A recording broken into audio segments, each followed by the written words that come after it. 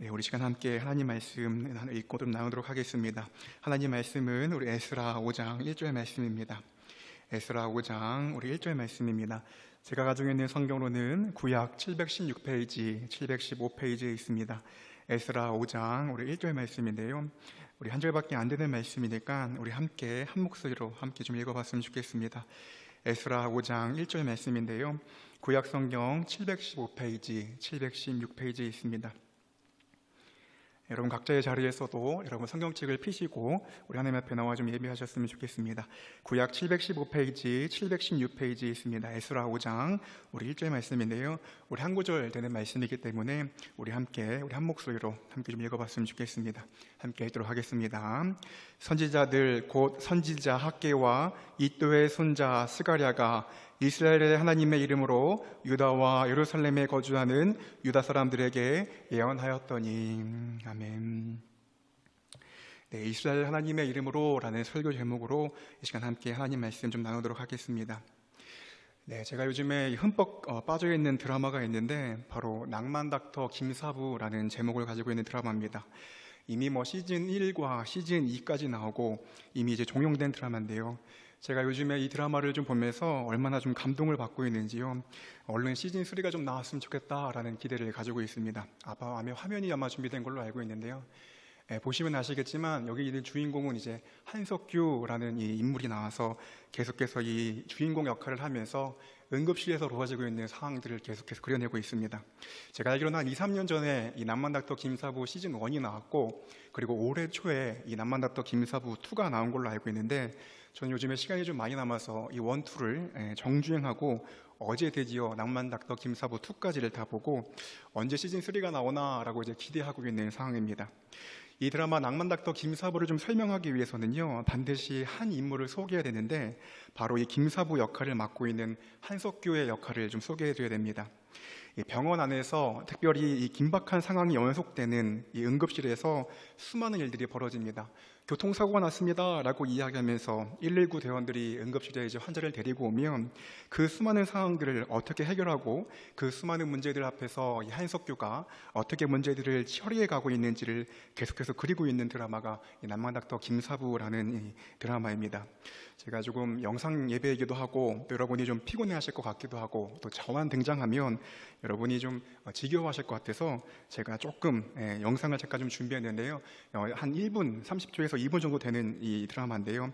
의학 드라마이고 수술 장면이 좀 나오기 때문에 우리 조금 잔인한 장면이 나올 수 있지만 우리 이 낭만닥터 김사부의 모습을 우리 한 2분 정도만 우리 잠깐 좀 함께 살펴보도록 하겠습니다. 네, 한번 좀 틀어주시면 감사하겠습니다.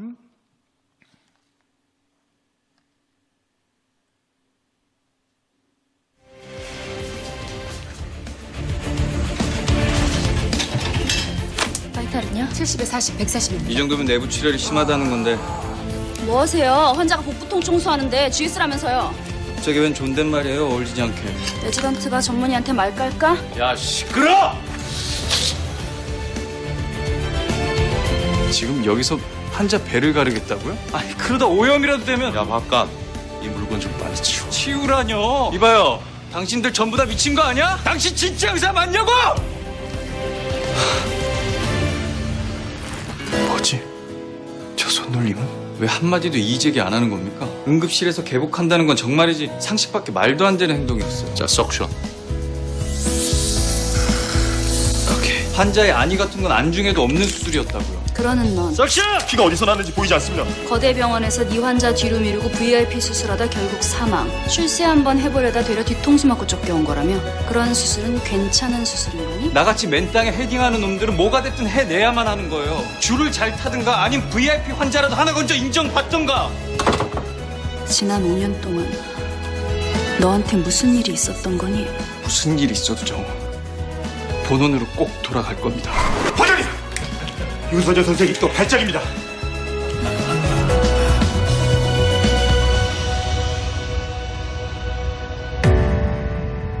온도 사이즈는 작지만 깊다. 아테리, 너브, 텐돈, 두개, 3개, 총 5개 이해해야 되는데 해본 적 있어? 실전은 처음입니다. 지금부터 한 개라도 실수하면 네 손모가지 잘라가지고 윤 소장한테 붙여줄 거야. 컷! 육안으로는 잘 식별조차 되지 않는 굵기. 컷! 근데 저런 속도가 가능하다니. 석션! 설명이 필요합니다. 선생님 진짜 정체가 뭡니까? 이건 또 무슨 개소리야? 나지안 수술은 분명 GS였는데 방금 전 혈관 봉합은 GS의 실력이라고 보기엔 컷. 너무나 프로페셔널했습니다. 대체 선생님 주종목이 뭡니까? 카지노 죽돌입니까? 응급실 전문입니까? 아니면 서전입니까? 선생님 진짜 정체가 뭐냐고 물었습니다.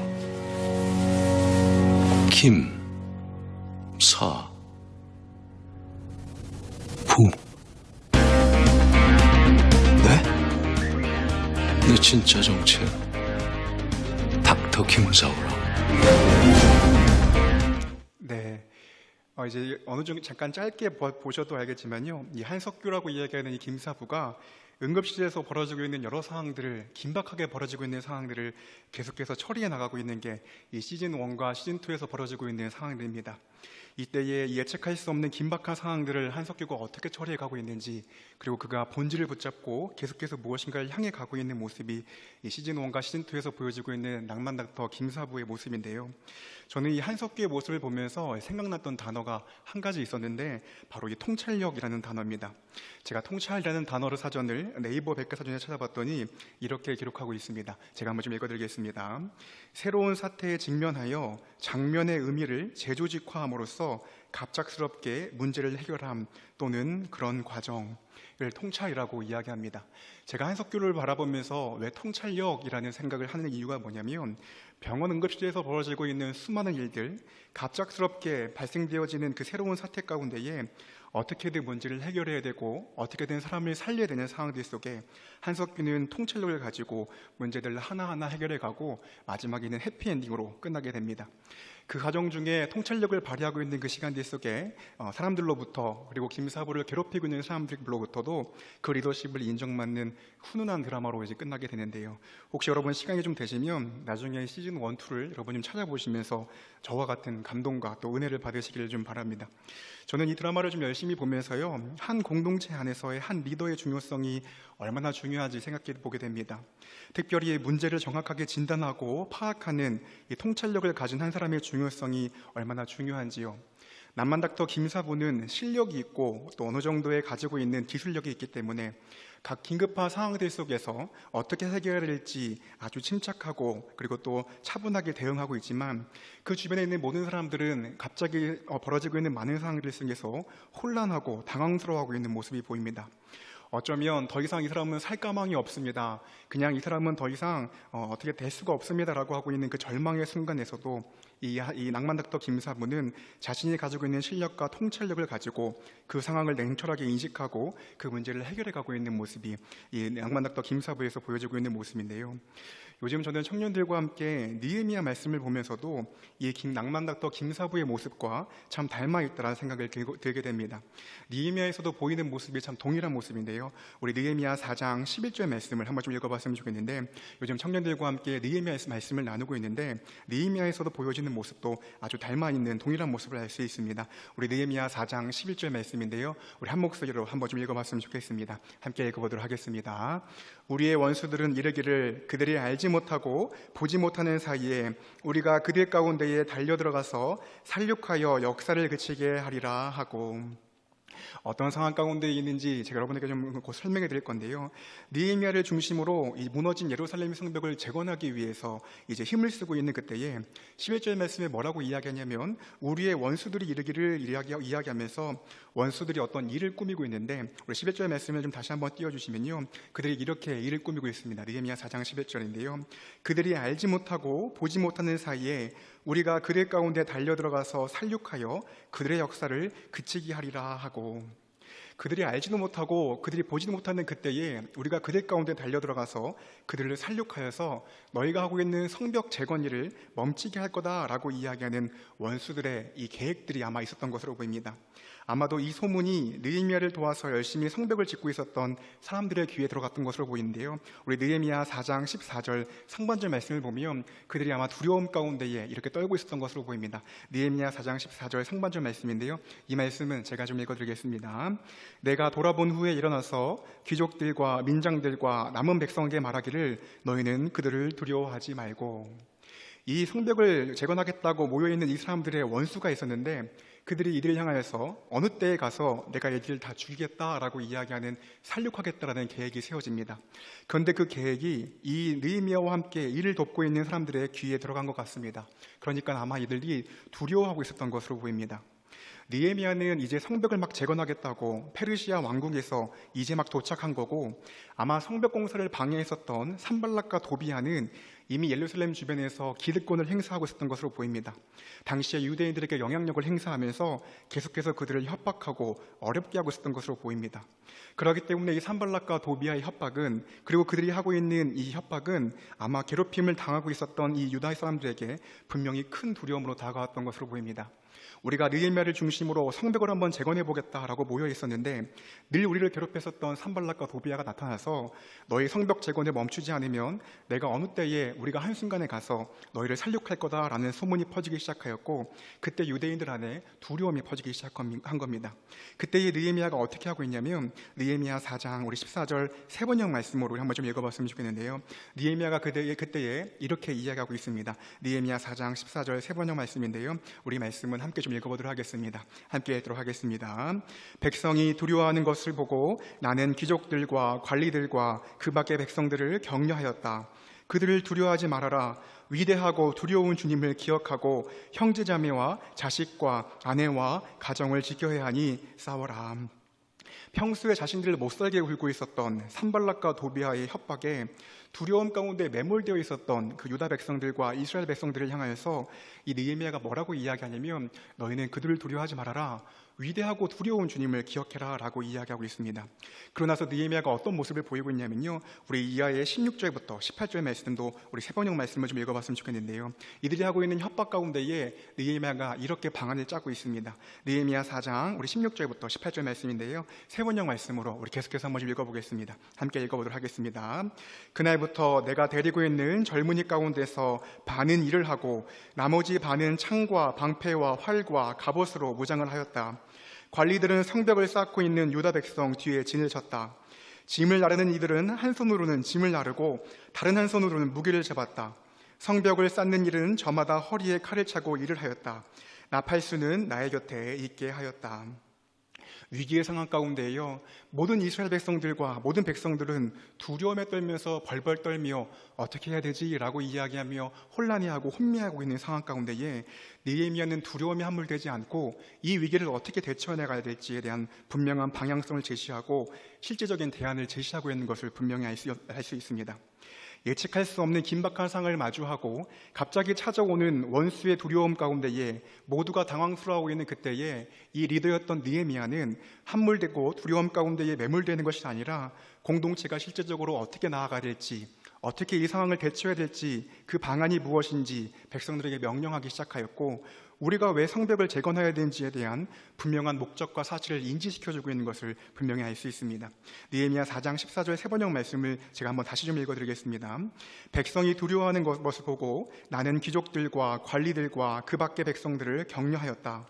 그들을 두려워하지 말아라. 위대하고 두려운 주님을 기억하고 형제자매와 자식과 아내와 가정을 지켜야 하니 싸워라 라고 이야기하며 실질적인 지침들을 이야기합니다. 너희의 반은 일을 하고 나머지 청년들의 반은 창과 방패를 들고 그들이 언제 다가올지 모르는 이 위협 앞에 너희는 대기하고 있어라. 너희는 이것들을 맞서고 있어라 라고 이야기하고 있습니다.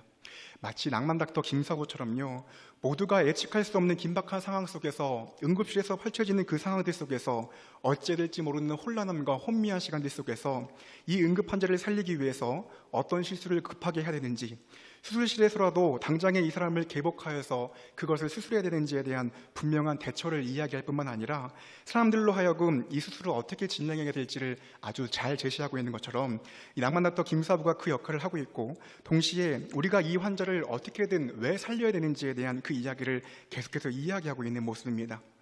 이를 통해서 모두가 혼란스러워하고 혼미한 상황 가운데에 이 원수들의 공격 앞에 우리가 어떻게 할 수 있지, 이 긴박한 응급처치의 상황들 속에서 도대체 우리가 어떻게 손쓸 수 있지라고 하는 상황들 속에서 나아가야 될 방향을 알려주고 있는 모습이 저는 느헤미야의 모습에서, 그리고 제가 요즘 열심히 보고 있는 낭만 닥터 김사부의 모습에서 제가 바라보고 있습니다. 그러면서 제가 여러분에게 나눴던 것처럼요, 이 한 리더의 중요성이 얼마나 중요한지요, 모두가 다 두려움에 함몰되어 있고 모두가 그 응급실의 긴급한 상황 속에서 어찌해야 될지 모르는 발을 동동 구리고 있는 상황 속에 한 리더가 너희 침착해라, 이것은 지금 이렇게 해결해야 된다라고 이야기하며 우리가 이것을 왜 계속해서 지속해야 되는지에 대해서 계속해서 사람들을 섞여시켜 나가는 그 리더 역할이 얼마큼 중요한지 요즘에 느헤미야 말씀을 보면서 참 많이 묵상하고 있습니다.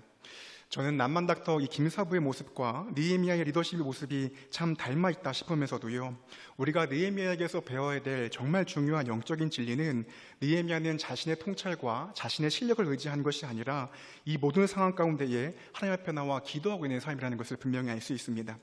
곧 갑작스럽게 마주하고 있는 이 환난과 어려움 가운데에 자신의 지금까지의 경험들, 자신이 했었던 어떤 통찰들을 의지하는 것이 아니라 그 문제를, 모든 것들을 하나님 앞에 나와 의뢰하고 기도하고 있는 것을 분명히 알 수 있는데요, 우리 느헤미야 4장 1절부터 3절까지 말씀입니다.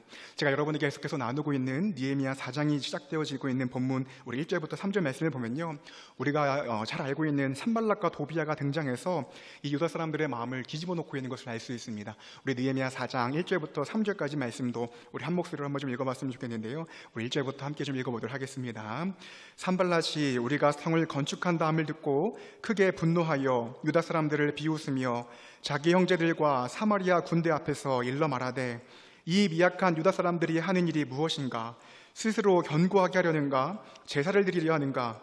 하루의 일을 마치려는가? 불탄 돌을 흙무더기에서 다시 일으키려는가 하고, 아몬 사람 도비아는 곁에 있다가 이르되, 그들이 건축하는 돌성벽은 여호가 올라가도 곧 무너지리라 하더라. 이제 좀 으쌰으쌰 힘을 내어서 느헤미야가 성벽을 재건하려고 하는데 이 산발락과 암몬 사람 도비아가 옆에 와서 계속해서 조롱하며 비웃고 있는 모습입니다. 야, 니들이 쌓고 있는 그 돌성벽이 무슨 의미가 있냐? 네가 하고 있는 그 흙무더기를 쌓는 게 도대체 무슨 의미가 있느냐라고 이야기하며, 너희가 쌓고 있는 그 성벽에는 여호가 올라가도 무너질 것이다라고 계속해서 협박하고 있는 게 느헤미야 4장의 말씀입니다. 그러다가 나중에는 더 이상 그 협박에 먹히지 않으니까 우리가 함께 살펴봤던 것처럼 하루아침에 우리가 이들에게 들어가서 살육하자라는 소문이 퍼지기 시작했던 것이 그 이후의 사건인 것입니다. 그때의 느헤미야가 보이는 모습이 무엇이냐면요, 느헤미야 4장 1절부터 3절까지 이들이 그들을 향하여 조롱하며 비방하고 비웃고 있을 그때에 느헤미야는 곧바로 하나님 앞에 나와 엎드리며 이렇게 간구하고 있습니다. 우리 이어지는 말씀 느헤미야 4장 4절부터 5절까지 말씀인데요, 느헤미야는 하나님 앞에 나와 이렇게 간구하며 기도하고 있습니다. 느헤미야 4장 4절부터 5절입니다. 함께 좀 읽어보도록 하겠습니다. 우리 하나님이여 들으시옵소서. 우리가 업신여김을 당하나이다. 원하건대 그들이 욕하는 것을 자기들의 머리에 돌리사 노략거리가 되어 이방에 사로잡히게 하시고, 주 앞에서 그들의 악을 덮어두지 마시며 그들의 죄를 도말하지 마옵소서. 그들이 건축하는 자 앞에서 주를 노하시게 하였음입니다 하고, 느헤미야는 이 원수들의 방해 가운데에 자기가 가지고 있는 이 대처 방안들과 자기가 가지고 있는 지혜를 의지하지 않고 곧바로 주님 앞에 나와 이렇게 간구합니다. 4절 말씀인데요, 우리 하나님이여 들으시옵소서. 바로 하나님 앞에 나와 간구하고 기도하고 있습니다. 제가 남만닥터 김사부를 참 감동적으로 보고 있지만 제가 남만닥터 김사부보다 느헤미야를 더 좋아하는 이유가, 남만닥터 김사부는 자신이 가지고 있는 통찰과 자신이 해서왔던 실력들, 오래간 쌓았던 경험으로 그 긴박한 상황들을 해결하고 있지만, 느헤미야는 자신이 어찌할 수 없는 이 상황들 속에 두려움 가운데 매몰되어서 공사를 멈추려 하고 있는 이 유대인들 가운데에 하나님 앞에 나와 먼저 간구하고 기도하고 있는 것을 분명히 알 수 있습니다. 우리 하나님이여 들으십시오. 하나님 우리를 긍휼히 여겨 주십시오 라고 간구하고 기도하고, 그 이후에 우리가 아까 살펴봤던 것처럼 느헤미야는 실질적으로 어떻게 이 상황들을 대처해야 될지에 대한 지혜를 사람들에게 제시하고 있습니다.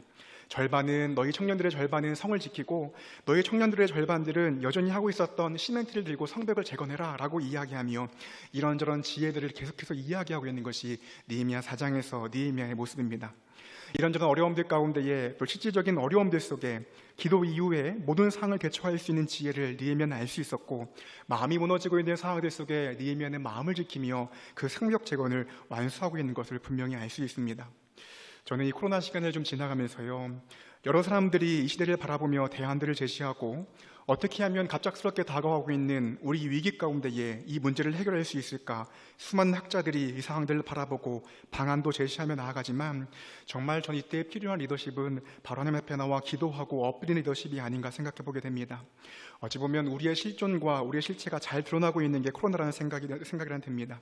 인간의 지혜가 너무 뛰어나고 인간의 의학이 너무 뛰어나서 어떤 상황 가운데서도 우리가 예측할 수 있는 많은 상황들 속에 우리가 발견하고 우리가 개발한 많은 일들로 그 모든 상황을 대처할 수 있었지만, 그리고 그 상황들을 어떻게 우리가 지금까지 살아왔지만 우리가 지금 어느 누구도 이 상황들을 바라보고 이 상황 속에 어떻게 나가야 될지 알지 못하고 있는 시간들 속에 정말 우리가 의지하고 필요한 것은 세상의 어떤 다른 의지와 세상의 어떤 지식이 아니라 하나님 앞에 나와 엎드리며 하나님, 산발락과 도비와 같이 세상이 우리를 향하여 조롱하고 있고 너희가 영상으로 예배한다 하고 너희가 이 시간들 속에서 뭘 한다 할지라도 너희 교회에 무슨 소망이 있느냐라고 이야기하며 마치 산발락과 도비아처럼 여우만 올라가도 그 성벽에 무너질 거다라고 이야기하며 조롱하고 있는 그 가운데에 우리도 여전히 마음이 녹아내리고 여전히 우리도 어찌해야 될지 알지 못하는 상황들 가운데에 주 여호와여 도와주시옵소서, 주님 이 시간들 가운데 주의 뜻이 무엇이고 주의 지혜가 무엇입니까? 라고 엎드리며 간구하는 리더가 참 필요한 시기가 아닌가 생각해 보게 됩니다.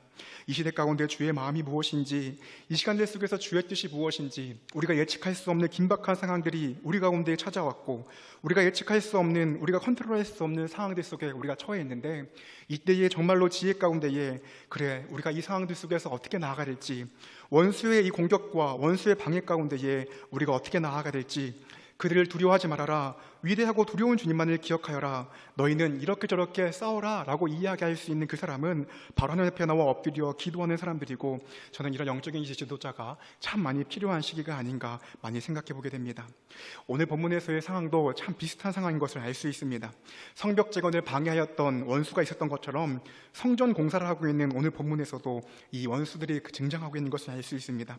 우리 이제 오늘 본문의 에스라 5장 1절 말씀을 가서 좀 읽어봤으면 좋겠는데요, 오늘 본문 에스라 5장 1절 말씀을 읽기 전에 우리 바로 이전에 이어지는 에스라 4장 24절 말씀을 우리 한번 좀 읽어봤으면 좋겠습니다. 우리가 함께 읽었던 에스라 5장 1절 바로 이전 말씀인데요, 우리 에스라 4장 24절 말씀입니다.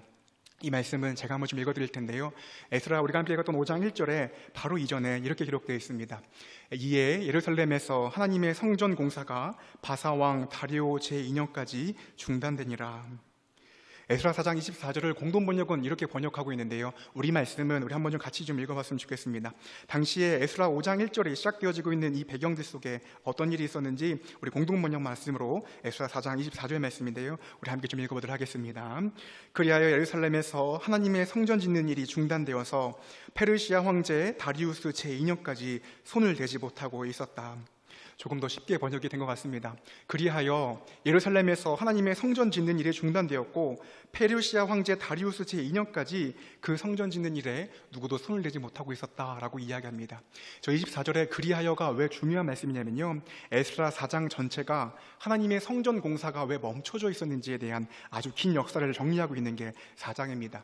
4장을 마무리하면서 성경 저자는 그리하여라고 이야기하며 왜 성전 공사가 멈춰질 수밖에 없었는지에 대해서 분명히 이야기하고, 그 누구도 성전 공사를 다시 시작하지 못할 만큼 그들이 무기력했고 그들이 손을 대지 못하고 있었던 그 상황이었다라고 이야기합니다. 그런데 우리가 함께 읽었던 오늘 본문 에스라 5장 1절의 말씀에 누가 등장하고 있냐면 바로 그때의 학계 예언자가 등장하고 있습니다. 우리 에스라 5장 1절에 우리 세 번역 말씀을 우리 한번 좀 읽어봤으면 좋겠는데요, 에스라 5장 1절입니다. 오늘 본문의 세 번역을 이렇게 번역하고 있습니다. 함께 좀 읽어보도록 하겠습니다. 그때의 학계 예언자와 이도의 아들 스가랴 예언자가 자기들이 받들어 섬기는 이스라엘 하나님의 이름으로 유다와 예루살렘에 사는 유다 사람들에게 예언을 하기 시작하였다. 개역개정에는 그때에 라는 표현이 기록되어 있지 않지만요, 히브리어 원어에는 전치사가 하나 기록되어 있습니다. 그리고 많은 영어 번역본에도 그때에 라고 이것을 이 전치사를 해석하고 있습니다. 저는 이 그때가 왜 중요하다고 생각하게 되냐면요, 이 에스라 4장 전체에서 왜 이 성전공사가 멈출 수밖에 없었는지 수많은 이유를 열거하고 그 마지막에 그리하여 그들이 무기력하게 성전공사를 멈출 수밖에 없었다라고 이야기하는 그때에 에스라 5장 1절, 그때의 학계 예언자와 이도의 아들 스가랴 예언자가 주의 말씀을 선포하고 있었고 주의 말씀이 임했다라고 이야기하고 있습니다. 제가 여러분하고 오늘 본문을 읽으면서 오늘 한 줄밖에 안 되는 말씀을 읽으면서 함께 나누고 싶었던 내용이 바로 이 내용인데요. 그때에 어려울 때에 모두가 절망 가운데 빠졌을 때에 갑자기 닥쳐오는 그 상황 속에 응급실에 들어와서 다 죽어가는 이 사람들의 상황 속에서 그때에 바로 이 닥터 김사부가 등장하는 것처럼 그때의 학계 예언자가 그때의 스가랴 예언자가 주의 말씀을 선포했다라고 이야기하고 있는 게 에스라 오늘 본문 5장 1절의 말씀입니다. 네, 제가 여러분하고 함께 좀 나누고 싶은 건 뭐냐면요. 오늘 제가 오늘 본문을 묵상하면서 제 마음에 계속해서 맴돌았던 표현이 있는데 바로 에스라 5장 1절 말씀에 하나님의 이름이라는 표현입니다. 우리 개역개정 말씀부터 우리 한번 좀 읽어봤으면 좋겠는데요. 오늘 본문에 에스라 5장 1절 말씀입니다. 우리 집중해서 우리 한번 좀 읽어봤으면 좋겠는데요. 함께 좀 읽어보도록 하겠습니다. 선지자들 곧 선지자 학계와 이도의 손자 스가랴가 이스라엘 하나님의 이름으로 유다와 예루살렘에 거주하는 유다 사람들에게 예언하였더니 이 한 절의 말씀이 뭐 그렇게 중요합니까? 라고 물어보실 수 있지만요. 그때의 선지자의 학기였던 그리고 이 선지였던 스가랴가 하나님의 이름을 가지고 선포했다라고 이야기하는 이 선포 속에 개역개정은 하나님의 이름이라고 표현하고 있지만 우리가 이전에 사용했던 개역 한글은 이 표현을 조금 더 원문에 가깝게 이렇게 이야기하고 해석하고 있습니다. 우리 에스라 5장 1절에 개역 한글로 말씀도 우리 한번 좀 읽어봤으면 좋겠는데요. 어떻게 해석하고 있는지 우리 한번 좀 읽어봤으면 좋겠습니다. 함께 이 말씀도 읽어보도록 하겠습니다. 선지자들 곧 선지자 학계와 이도의 손자 스가랴가 이스라엘 하나님의 이름을 받들어 유다와 예루살렘에 거하는 유다 사람들에게 예언하였더니 제가 개역 한글이 조금 더 원어에 더 잘 가깝게 라고 표현하고 있는 이유는 무엇이냐면 이스라엘 하나님의 이름으로 라고가 아니라 이스라엘 하나님의 이름을 받들어 표현했다라고 이야기합니다. 곧 그 환난과 어려운 시간들 속에 학계와 스가랴가 하나님의 말씀을 선포했는데 그저 그렇게 하나님의 말씀을 선포한 것이 아니라 하나님의 이름을 권위 안에서 하나님의 이름의 그 권위 안에 이름 안에 담긴 그 권위 가운데에 이들이 하나님의 이름을 받들어서 말씀을 선포했다라고 이야기하고 있습니다. 이게 왜 중요한 말씀이냐면요. 가끔 이제 청년부들과 함께 양육 가정을 한다거나 또 새가족을 하게 되면 수료식을 하게 됩니다. 이번에도 이렇게 영상으로 아이들에게 또 책 나눔을 하고 또 수료식을 좀 진행했었는데요. 제가 계속해서 아이들에게 수료식을 또 진행하면서 저희가 잘 알고 있는 것처럼 이 수료증의 가장 마지막에는 저희 멸류관교회 담임 목사님 이름이 기록되어 있습니다. 제가 화면을 좀 준비했는데요. 아마 저 화면은 이제 올 2월에 있었던 새가족 수료증으로 기억합니다. 사무실에서 제가 좀 찍어서 가져왔는데요. 어찌 보면 이 세 가족의 성경 공부 과정과 그리고 이 모든 청년부 양육 과정은 어찌 보면 우리 세 가족부가 그리고 또 제가 할 수 있지만요. 우리 멸류관교회에서의 수료 중서는 제일 마지막에 대한예수교 장로회 멸류관교회 담임 목사 이원석이라는 담임 목사님의 이름 세 글자와 저 직인이 찍힌 채로 수료 중서가 나가게 됩니다. 우리끼리 어찌 보면 청년부 안에서 양육 과정을 하였고 청년부 안에서 우리가 새가족 교육을 하였지만 이 모든 것의 권위는 담임 목사님의 이름이 있음으로 말미암아 이 수료증의 무게와 권위가 이 모든 것을 담임 목사님이 인정한다라는 것을 가지고 있는 게 수료중서라는 것을 분명히 알 수 있습니다. 우리가 알고 있는 주일학교의 교장이 담임 목사님이시고 또 이 교회를 대표하고 있는 분이 담임 목사님이기 때문에 이 모든 수료증이나 주일학교 아이들 모든 것이 그 안에서 이루어지고 있는 또 많은 교육들은 선생님들을 통하여서 담당 교육자를 통하여서 이루어지고 있지만 이 담임 목사님의 이름 세 글자로 말미암아 그 무게와 권위가 실리게 되고 제가 여러분에게 나누고 싶은 것도 결국 학계와 이 에스라가 하나님의 말씀을 스가랴가 선포하고 있을 이때도 그들의 말씀을 선포하고 그들이 하나님의 말씀을 대언하고 있지만 이 하나님의 이름으로 선포하는 것이 얼마나 중요한지를 여러분에게 나누고 싶습니다. 우리가 한 가지 더 살펴보고 싶은 건 뭐냐면요. 우리가 사극에서 자주 보는 어명이요라고 이야기하는 그것도 동일한 것입니다. 어느 왕이 그 먼 곳까지 가서 자기가 직접 그 명령을 전하고 자기가 쓴 그 어명을 전달하는 왕은 없습니다. 대신해서 그 명령과 문서를 가지고 오는 그 사신이 그것을 읽고 있지만 우리가 알고 있는 것처럼 어명이요라는 그 말 한마디에 그 사람이 무릎 꿇고 그 사람의 왕의 이야기를 듣고 있는 것은 바로 왕의 도장이 찍혀 있고 왕의 이름이 있는 그 권위가 있기 때문에 그 어명이요라는 말 앞에 그 사람들이 무릎 꿇고 있는 것입니다. 오늘 본문에서 학계와 스가랴가 하나님의 이름으로 하나님의 말씀을 전한다는 것이 얼마나 중요한 것인지 그저 자신의 생각과 자신의 통찰로 전한 것이 아니라 하나님의 이름으로 자신들이 받들어 섬기고 있는 그 하나님의 권위로 하나님의 말씀을 선포하고 있는 것을 분명히 알 수 있습니다. 하나님과의 관계 가운데에 그분과의 관계 안에서 있다하셔서 하나님의 뜻이 무엇인지를 깨달아 알아서 그분의 말씀과 그분의 권위 가운데에 하나님의 행하심을 선포하며 나아가는 것이 학계와 스가랴의 모습인 것을 분명히 알 수 있는데요. 조금 이따가 한번 다시 한번 살펴보겠지만요. 이렇게 하나님의 권위와 이름으로 선포할 때에 사람들이 그것을 하나님의 말씀으로 받들어서 아멘 할 뿐만 아니라 모두가 두려움에 빠져 있는 그때에 그들이 다시금 성벽을 공사를 재건하고 성전 공사를 재건하고 있는 것을 분명히 알 수 있습니다. 저는 사도행전 3장 말씀에서도 이 말씀을 함께 나누고 싶은데요. 우리 사도행전 3장 15절 상반절부터 16절 말씀입니다. 우리 사도행전 3장 15절 상반절부터 16절 말씀인데요. 우리가 알고 있는 것처럼 나면서부터 못 걷는 자가 예수 그리스도의 이름으로 말미암아 이 가운데 놀라운 기적이 일어나고 있는 것을 분명히 알 수 있습니다. 우리 사도행전 3장 15절 상반절부터 우리 16절까지 말씀인데요. 우리 말씀도 함께 읽어보도록 하겠습니다. 함께 읽어보도록 하겠습니다. 그러나 하나님이 죽은 자 가운데서 살리셨으니 우리가 이 일의 증인이로다. 그 이름을 믿음으로 그 이름이 너희가 보고 아는 이 사람을 성하게 하였나니 예수로 말미암아 난 믿음이 너희 모든 사람 앞에서 이같이 완전히 낫게 하였느니라. 아멘. 이미 예수 그리스도는 십자가에서 죽으시고 부활하셔서 하늘로 승천하셔서 이 땅에 더 이상 있지 않습니다. 하지만 베드로가 예수 그리스도의 이름으로 일어나 넌 걸어라 라고 이야기하는 그 이름의 권한으로 말미암아 나면서부터 못 걷는 자가 다시금 회복되어지는 것을 우리 사도행전 말씀에서 분명히 알 수 있습니다.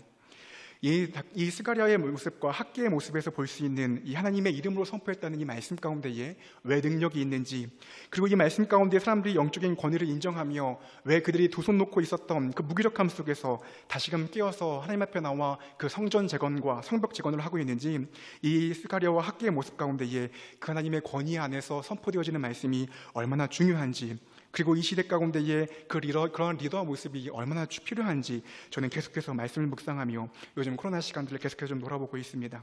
저는 이 에스라와 학개의 모습 속에서 또 스가랴의 모습 속에서 하나님의 권위를 받아서 선포하는 말씀도 참 중요하다 싶지만요, 여러분하고 한 가지 더 나누고 싶은 이야기는 뭐냐면, 이렇게 하나님의 권위로 하나님의 말씀을 전하려고 하면 바로 하나님의 통치 가운데에 하나님의 말씀 안에 들어가는 사람만이 가능하다는 것입니다.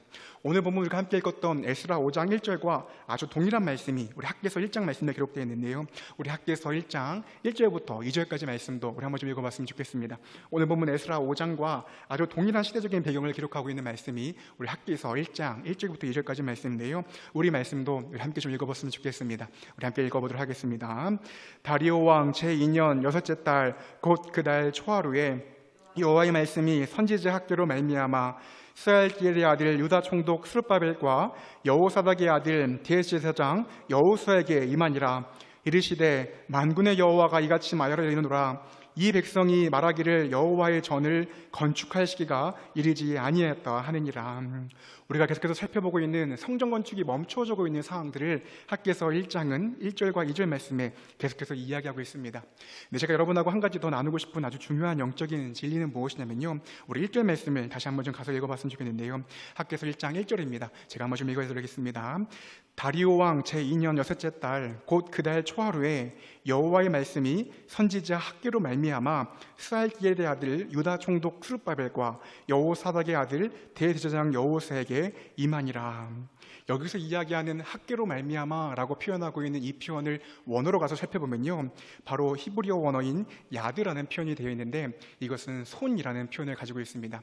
이 학개로 말미암아라고 하는 이 표현을 세번역 말씀을 읽어보면 조금 더 의미가 다가오는데, 우리 학개에서 1장 1절 말씀인 우리 세번역 말씀을 가지고 우리 한 번 더 이 말씀을 좀 이해했으면 좋겠습니다. 학개서 1장 1절에 세번역 말씀인데요, 우리 말씀 한번 다시 한번 좀 읽어봤으면 좋겠습니다. 함께 읽어보도록 하겠습니다.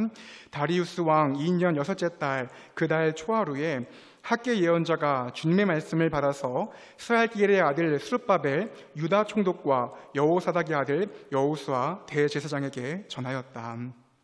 학개 예언자는 하나님의 이름으로 하나님의 권위 아래서 하나님의 말씀을 선포했을 뿐만 아니라 학개 예언자가 주님의 말씀을 받았다라고 표현하고 있습니다. 말씀드렸던 것처럼 이 주님의 말씀을 받았다라고 표현하는 이 표현이 히브리어로 야드라는 뜻이고요. 이 야드는 손이라는 뜻을 가지고 있습니다. 근데 이 동일한 표현이 어디에 기록되어 있냐면요, 우리 창세기 9장 2절 말씀에 이 야드라는 표현이 기록되어 있는데, 우리 창세기 9장 2절 말씀을 우리 한번 좀 읽어봤으면 좋겠습니다. 창세기 9장 2절인데요, 우리 한 목소리로 함께 좀 읽어보도록 하겠습니다. 시작. 땅의 모든 짐승과 너희를 두려워하며 너희를 무서워하리니 이것들은 너희의 손에 붙였음이니라. 하나님이 창세기에서 이 모든 사람들을 창조하시고, 그리고 이 노아 홍수 이후에 뭐라고 말씀하시냐면 이 모든 것을 너희의 손에 붙였다라고 분명히 이야기하고 있는 것입니다. 이 손에 붙였다라고 하는 이 히브리어 표현이 야드라는 표현인데요.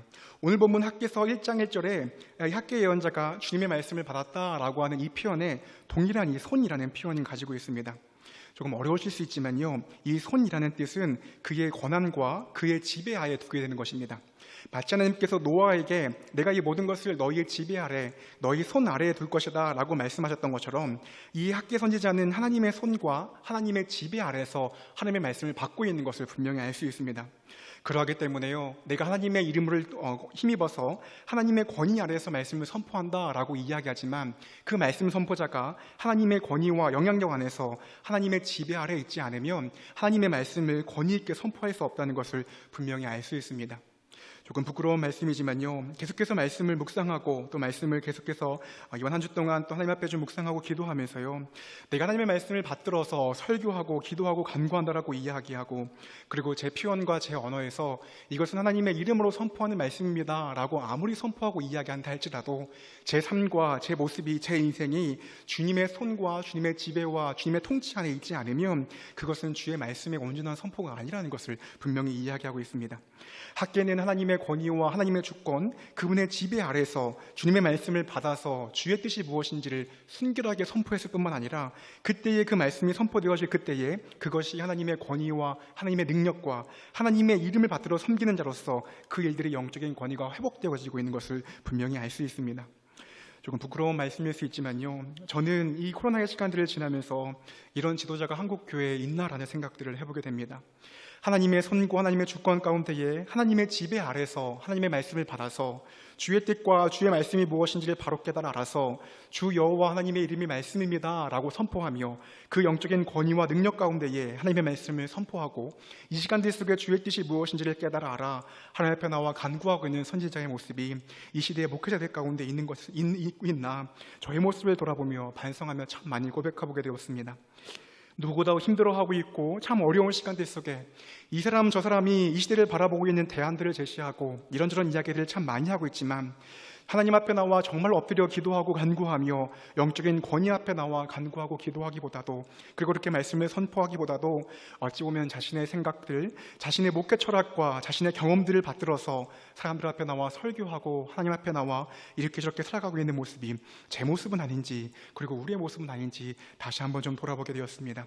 우리 학개서 1장 12절의 생원형 말씀인데요, 이렇게 하나님의 통치와 하나님의 손과 하나님의 지배 아래에 있었던 그 하나님의 권위 안에 선포했던 그 말씀을 사람들이 어떻게 받아들이고 있는지 우리 학개서 1장 12절 말씀을 우리 세번역으로 좀 읽어봤으면 좋겠는데요, 사람들이 이 말씀을 하나님의 말씀으로 받아들이고 있습니다. 학개서 1장 12절의 세번역 말씀인데요, 우리 함께 좀 읽어봤으면 좋겠습니다. 스알기엘의 아들 스룹바벨과 여호사닥의 아들 여호수아 대제사장과 남아있는 모든 백성이 주 그들이 하나님이 하신 말씀과 주 하나님이 보내신 학개 예언자가 한 말을 그대로 따랐다. 백성들은 주님을 두려워하기 시작하였다. 이전에는요, 원수들이 두려웠습니다. 이전에는요, 코로나가 두려웠고요. 이전에는 자기들 향하여 해코지 하고 있는 이들이 두려웠는데, 이 제대로 서 있는 한 리더와 선지자, 하나님의 통치 안에 들어갔었던 그가 하나님의 권위로 하나님의 말씀을 선포하기 시작하니까 그 하나님의 말씀과 그 설교자를 통해 선포되어지는 그 말씀이 동일하게 영적인 권위를 가지기 시작하였고, 많은 사람들이 무력감 가운데 빠져 있을 때에 그 학개가 한 말 가운데에 따라갔고, 그리고 그들이 그때에 주님을 두려워하고 있다라고 이야기하고 있습니다. 저는 말씀을 계속 묵상하면서요, 말씀을 묵상하는 그 말씀을 전할 수 있는 이 놀라운 하나님께서 주시는 기회가 참 감사하면서도 말씀이 가지고 있는 진리 앞에서 다시금 제 연약함을 돌아볼 수밖에 없습니다. 하나님께서 주시는 그 권위 아래, 하나님이 주시는 그 말씀의 통치 안에 선포되어지는 그때에 나아가며 코로나의 두려움 가운데 살아가고 있는 멸류관계의 모든 사람들이, 성도들이, 또 청년들이 하나님을 두려워하며 우리가 뭘 놓치고 있는지 살아가며 나아갈 텐데, 어쩌면 정말 말씀을 들고 있는 제가 그 말씀을 들고 있는 그 기회를 허락해 주셨음에도 불구하고 하나님의 손 아래에서 하나님의 지배 아래 내 인생을 내어드리지 못하고 그렇게 하나님의 이름으로 말씀을 선포하지 못하고 있는 내 영적인 무기력함과 무능력을 말씀을 통하여 참 많이 돌아보게 되었습니다. 하나님께서는 계속해서 이 지도자들을 여전히 바라시고 계시고요. 여전히 하나님께서 하나님 앞에 나와 엎드려 간구하는 자들을 찾고 계시고 계십니다. 여전히 하나님 앞에 나와 이 어렵고 힘든 시간들 속에서 기도하고 간구하며 주의 뜻이 무엇인지를 깨달아 알아서 하나님의 뜻이 무엇인지를 바로 깨달아 알며 하나님 앞에 나와 간구하며 나가는 자들을 여전히 하나님께서 찾고 계신 것을 분명히 알 수 있습니다. 이런 이해를 가지고요, 오늘 본문 다시 에스라 5장 1절과 2절의 세번역 말씀을 좀 다시 읽어보면요, 하나님의 권위와 안에 선포되어지는 그 말씀 가운데에 이들이 다시금 성전 공사를 착수하고 있는 것을 알 수 있습니다. 우리 이런 이해를 가지고 에스라 5장 1절부터 2절까지 세번역 말씀인데요, 우리 함께 이 말씀도 다시 한번 좀 읽어봤으면 좋겠습니다. 함께 읽어보도록 하겠습니다. 그때에 학계 예언자가 이도의 아들 스가랴 예언자가 자기들이 받들어 섬기는 이스라엘 하나님의 이름으로 유다와 예루살렘에 사는 유다 사람들에게 예언을 하기 시작하였다. 같은 때에 스알기엘의 아들 스룹바벨과 요사닥의 아들 예수아가 예루살렘에 있는 하나님의 성전 공사에 착수하였다. 하나님의 두 예언자도 그들을 도왔다. 자기들이 받들어 섬기는 하나님의 이름으로 선포하기 시작하니까요, 하나님의 성전 공사가 드디어 착수되기 시작합니다.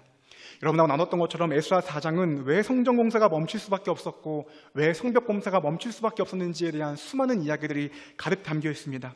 그런데 그때의 하나님의 권위로 하나님의 말씀을 선포하고 있는 이 학계라는 인물 하나로 말미암아, 스가랴는 이 선포자 예언자 하나로 말미암아 하나님의 성전 공사가 다시 착수되고 있다라고 성경은 분명히 이야기하고 있습니다. 서론에서 말씀드렸던 느헤미야의 모습도요, 자신의 생각과 경험과 통찰에 의지하는 것이 아니라 하나님 앞에 나와 늘 기도하고 있는 모습입니다. 느헤미야 4장 4절입니다. 우리 하나님 들어주십시오. 우리 하나님, 우리가 이렇게 업신여김을 받고 있습니다. 우리 하나님, 우리 교회가, 한국교회가 이렇게 업신여김을 받고 있습니다 라고 이야기하며 느헤미야는 기도하고 있는 사람입니다. 느헤미야 6장 9절 말씀인데요, 느헤미야 6장 9절 말씀도 보면 하나님 나에게 힘을 주십시오 라고 분명히 간구하고 기도하고 있는 것을 알 수 있습니다.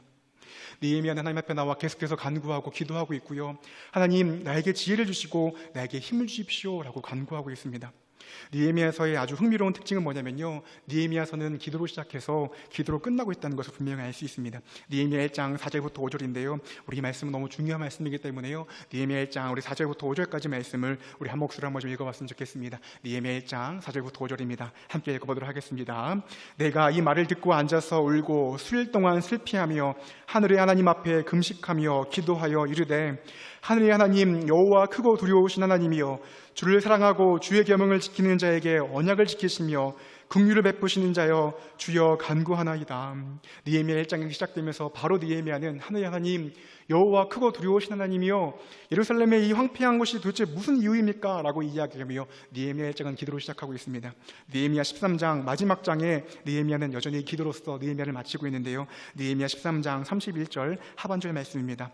우리 느헤미야 13장 31절 하반절 말씀도 함께 좀 읽어봤으면 좋겠습니다. 함께 읽도록 하겠습니다. 내 하나님이여 나를 기억하사 복을 주옵소서. 느헤미야는 기도의 사람이었고 기도의 리더였고, 그로 말미암아 수많은 위기의 상황들 가운데에 하나님의 뜻과 하나님의 일하심이 무엇인지를 분명히 알 수 있었던 것으로 알 수 있습니다. 말씀을 좀 마치면서요, 목사님 제가 무슨 말씀 선포자도 아니고요, 제가 무슨 선지자도 아니고요, 제가 무슨 이 시간대 속에서 그렇게까지 살아가야 됩니까? 라고 이야기하실지 모르겠습니다. 근데 저는요, 이 시기를 살아가고 있는 모든 시간들이, 이 시간들을 살아가고 있는 우리 모든 평신도들과 모든 성도들이 영적 리더로서 우리를 하나님께서 부르셨다고 생각이 듭니다. 당장의 이 혼란하고 혼미한 시간들 속에서 우리가 왜 이런 일을 겪어야 되는지, 이 코로나 상황 가운데에 도대체 하나님이 왜 침묵하시는지 라는 그 질문들 가운데에 우리 아이들이, 아빠 왜 하나님이 코로나를 없애주지 않으시는 거야? 왜 사랑 많으신 그 하나님이 우리가 교회도 못 가게 왜 이렇게 방해하고 있고 막고 계시는 거야? 왜 하나님이 그렇게 전지전능하시다면 이 모든 일들 속에 왜 하나님께서 아무 일도 행하지 않으시는 거야? 라고 이야기하고 있는 그 질문들 속에, 모르겠어, 목사님한테 물어봐, 전도사님한테 물어봐, 야 나도 잘 모르겠어, 이건 누구 때문이야, 누구 탓이야 라고 이야기하는 것이 아니라, 이 시간들 속에서 우리가 하나님 앞에 나와 선지자로서 주의 뜻과 주의 마음이 무엇인지를 깨달아 알아 느헤미야처럼 에스라처럼 그때의 주의 말씀을 선포하는 그 사람이 저는 이 시간들 속에 너무 필요하다는 생각이 듭니다. 물론 우리가 선지자로 목사로서 또 설교자로서 영적 지도자로서 우리가 이 걸음들을 살아가는 것이 분명히 맞지만요, 청년부의 리더로서 그리고 한 가장의 리더로서 우리를 불러주셨다는 것은 그저 이 시기가 어떻게든 지나가겠지, 참 답답하고 힘들다, 왜 한국교회가 이러지, 왜 또 코로나가 터졌지 라고 이야기하며 분노하며 잘 모르겠다라고 이야기하며 이 시간들을 어영부영 보내는 것이 아니라 이 위급하고 다급한 상황들 속에 우리가 맞닥뜨리고 있는 시간들 속에 도대체 우리가 우리 스스로 어찌할 수 없는 상황 속에 하나님 주의 뜻이 무엇입니까?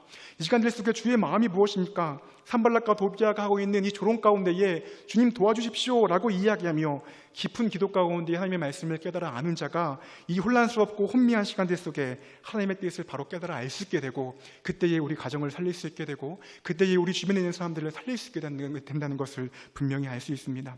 그래요 목사님, 열심히 기도하세요.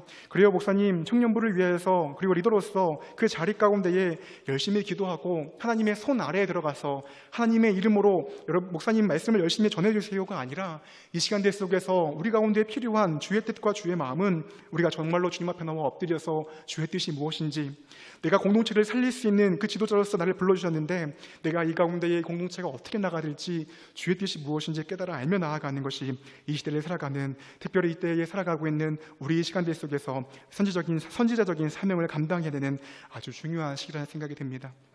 말씀을 정말 좀 마치면서요, 여러분, 이건 우리의 생각과 우리의 계획으로 내 나이가 40이 되고 50이 되고 60이 되고 내 인생의 통찰과 지혜와 지식이 좀 쌓이고 책을 좀 많이 읽는다고 생기는 것이 분명히 아닌 걸 알 수 있습니다. 이 시간들을 감당할 수 있는 것은요, 영안을 열어서 주님의 임재 가운데에, 주님의 관계 안에서 주님 앞에 나와 간구하고 기도함 가운데에 주의 뜻이 무엇인지를 깨달아 알 수 있는 사람이, 저는 이 시간들을 특별히 마지막 때에 그리스도인들이 살아갈 수 있는 영적인 근육이라는 생각이 듭니다. 최근에 이사야 말씀을 좀 보면서요, 선지자는 동일한 상황들 속에서 다르게 보고 바르게 말하는 사람이라는 것을 최근에 좀 이사야 말씀을 좀 묵상하게 됐습니다. 예언자는, 선견자는 이 시대를 향하여서 모두가 동일하게 이야기하는, 수많은 뉴스들이 이야기하고 수많은 사람들이 코로나를 향하여 바라보고 있는 그 해석들과 다르게 영안을 열어 이 시간들을 바라보고, 영안을 열어 주님 앞에 나와 깊은 기도 가운데에 이 시간들을 바라보고 그 시간들을 향하여서 다르게 바르게 말하는 사람이 선지자의 모습이라는 것을 최근에 이사야 말씀을 통하여 좀 돌아보게 되었습니다. 어렵고 힘든 시간들 속에 하나님, 이 사람들을 도저히 우리가 살아갈 수 없습니다, 이 절망의 시간들 속에서 우리가 도저히 어찌할 수 없습니다라고 이야기하는 그 시간들 속에 정말 우리가 영적인 리더로 서서 이 시간들 속에서 우리가 어떻게 나가야 될지 바르게 이야기하고 다르게 바라보는 영적인 리더가 필요한 시간들 속에 하나님, 우리가 그렇게 살아가기 원합니다, 이런 마음으로 여러분이 좀 다시금 좀 나아갔으면 좋겠습니다. 그저 그렇게 우리 영혼을 방치하지 마시고요, 하나님 앞에 나와 기도하기 힘들고 하나님 앞에 나와 예배하기 참 쉽지 않네, 그래 그렇게 내 자신을 좀 방치하자, 그래 그냥 어영부영 이 시간을 지내면 나중에 또 하나님 앞에 나와 간구할 수 있겠지라고 이야기하는 게 아니라, 오히려 이 긴박한 상황들, 오히려 우리가 이 시간들 속에서 어찌할 수 없는 상황들 속에서 주의 뜻이 무엇인지를 깨달아 알며 나아갈 때에, 그때에 하나님 앞에 나와서 우리가 모든 것들을 간구하며 또 이 시간들 속에서 선지자적인 역할을 감당하며 나아갈 수 있는 것이 우리의 모습이라는 것을 분명히 알 수 있습니다. 이 말씀을 좀 묵상하고 준비하면서요, 저도 느헤미야처럼 좀 살고 싶다, 이 시간들 속에 하나님 앞에 나와 더 간구하고 더 기도하고, 모두가 혼미하고 혼란한 시간들 속에 하나님, 청년들이 어떻게 살아가야 될지 알지 못하는 시간들 속에 하나님 앞에 나와 느헤미야처럼 더 기도하고, 에스라처럼 또 그리고 이 학대 선지자처럼 하나님, 이 혼미하고 혼란하고 무기력한 시대 속에 하나님 앞에 나와 더 간구하고 기도하며, 그리고 그때에 하나님의 이름 앞에 하나님의 손 안에서 하나님의 말씀을 선포하고 싶습니다라는 제 안에 열망이 생기면서, 동시에 하나님께서 저에게 보여주셨던 마음은 무엇이냐면, 이 혼미하고 혼란한 시대 가운데에 우리의 참된 선지자 되신 예수 그리스도 앞에 나아가는 것 말고는 우리가 아무것도 할 수 없다는 겁니다.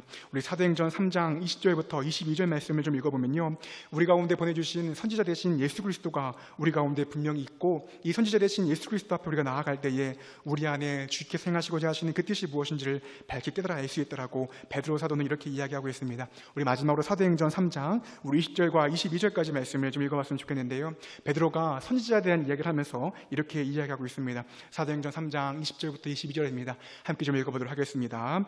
또 주께서 너희를 위하여 예정하신 그리스도 곧 예수를 보내시리니, 하나님이 영원전부터 거룩한 선지자들의 입을 통하여 말씀하신 바 만물을 회복하실 때까지는 하늘이 마땅히 그를 받아들이라. 모세가 말하되 주 하나님이 너희를 위하여 너희 형제 가운데에서 나 같은 선지자 하나를 세울 것이니 너희가 무엇이든지 그의 모든 말을 들을 것이라. 아멘. 지금까지는 하나님께서 모세라는 선지자를 보내주셨고요.